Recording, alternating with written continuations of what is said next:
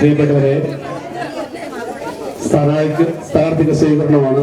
സ്വീകരണം നൽകുവാൻ തയ്യാറായി വന്നിട്ടുള്ള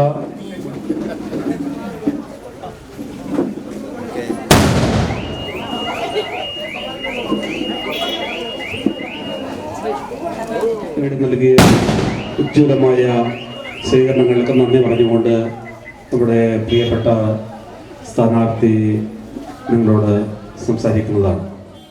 കാൻഡിഡേറ്റിൽ നമ്മോടൊപ്പം ഉടുമ്പൻചോല LDF സ്ഥാനാർത്ഥി KK ജയേന്ദ്രൻ ചേരുകയാണ്. എത്രത്തോളം ആത്മവിശ്വാസത്തോടെയാണ് ഈ ഒരു തെരഞ്ഞെടുപ്പിനെ നേരിടുന്നത്? 100% ആത്മവിശ്വാസത്തോടു കൂടിയാണ് ഈ തെരഞ്ഞെടുപ്പിനെ നേരിടുന്നത്. തെരഞ്ഞെടുപ്പിൽ വലിയ ഭൂരിപക്ഷത്തോടു കൂടി ഞാൻ വിജയിച്ചു. ഈ ഒരു കലോറയിലെ ഏറ്റവും അഭിമാനിക്കാവുന്ന ഒരു നേട്ടം എന്താണ് LDF സർക്കാരിന്റെ? LDF ഗവൺമെന്റ് കേരളത്തിലെ, അതായത് UDF ഗവൺമെന്റുകളോ ഇന്ത്യയിലെ മറ്റേതൊരു സംസ്ഥാന ഗവൺമെന്റോ 50 വർഷക്കാലം കൊണ്ട് നടപ്പിലാക്കാൻ കഴിയാത്ത അത്രയും വികസന പ്രവർത്തനങ്ങളും ക്ഷേമ പ്രവർത്തനങ്ങളും കേരളത്തിലെ ഇടതുപക്ഷ ജനാധിപത്യ മുന്നണിയുടെ ഗവൺമെന്റ് കേരളത്തിൽ നടപ്പിലാക്കിയിട്ടുണ്ട്. അതാണ് ഈ വികസന കാര്യങ്ങളിൽ ഇപ്പോൾ പിന്നിലാണെന്നുള്ള UDFന്റെ ആരോപണങ്ങൾക്ക് എന്താണ് മറുപടി? ഞാനിവിടെ 2001 MLA ആയി വരുന്നത്. ഞാൻ MLA ആയി വരുന്ന സമയത്ത് അതിന് മുമ്പുള്ള എല്ലാ കാലത്തും ജനതാ മുന്നണി വർഷം ഒരു പ്രാവശ്യം വന്നതൊഴിച്ചാൽ ബാക്കി മുഴുവൻ കാലത്തും ഇവിടെ MLA ആയി, ഭരണകക്ഷി MLA ആയി, പ്രതിപക്ഷ MLA ആയി എല്ലാം ഉണ്ടായിരുന്നത് UDFന്റെ പ്രതിനിധികളാണ്. അക്കാലത്ത് ഇതിലെ ഒരു വാഹനം പോലും പോകുമായിരുന്നു. ഇവിടെ കുടിവെള്ളം ഉണ്ടായിരുന്നില്ല, അതുപോലെ തന്നെ വൈദ്യുതി ഉണ്ടായിരുന്നില്ല.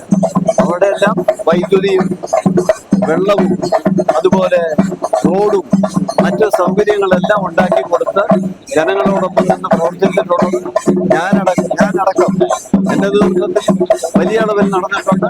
തൊട്ടുപുറകെ വന്നയാള് അതെല്ലാം ഹൈടെക് ആക്കി മാറ്റിയിട്ടുണ്ട്. അതിന്റെ ഭാഗമായി പുതിയ നിരവധി നിർമ്മാണ പ്രവർത്തനങ്ങളും മാതൃകാപരമായ പ്രവർത്തനങ്ങളും MMD നടത്തിയിട്ടുണ്ട്. അതുകൊണ്ട് ഇല്ല എന്ന് പറയുന്നതെല്ലാം ഇവിടുത്തെ ജനങ്ങൾ നേരിട്ട് അനുഭവിച്ചുകൊണ്ടിരിക്കുന്നതായതുകൊണ്ട് ഒരു കാരണവശാലും അതൊന്നും വിലപ്പോകാൻ പോകുന്നില്ല. കർഷകരുടെ പ്രശ്നങ്ങൾക്ക് എങ്ങനെ ഇടപെടും? നമ്മുടെ കാട്ടാന ശല്യം, വന്യമൃഗശല്യം, കർഷകരുടെ പ്രശ്നങ്ങൾക്ക് ജയിച്ചു വന്നാൽ എങ്ങനെ ഇടപെടാനാണ് ഉദ്ദേശിക്കുന്നത്?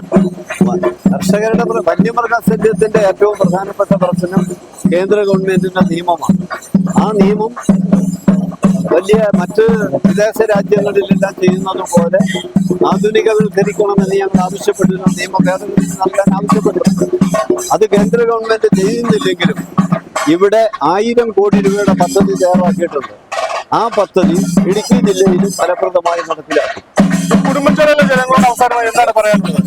ഉടുമ്പൻചോലയിലെ ജനങ്ങൾ കഴിഞ്ഞകാല അനുഭവത്തിന്റെ അടിസ്ഥാനത്തിൽ അവരുടെ എല്ലാ ജീവിതാവശ്യങ്ങളുമായി ബന്ധപ്പെട്ടും ഞങ്ങള് അവരോടൊപ്പം നിന്നിട്ടുണ്ട്. അതുകൊണ്ട് ഇനിയും അവർ ഞങ്ങളോടൊപ്പം നിൽക്കുക തന്നെ. നമ്മോടൊപ്പം ഉടുമ്പൻചോലയിലെ തെരഞ്ഞെടുപ്പ് വിശേഷങ്ങൾ പങ്കുവച്ചത് KK ജയേന്ദ്രനാണ്. തികഞ്ഞ ആത്മവിശ്വാസത്തോടെയാണ് തെരഞ്ഞെടുപ്പിനെ LDF നേരിടുന്നത്.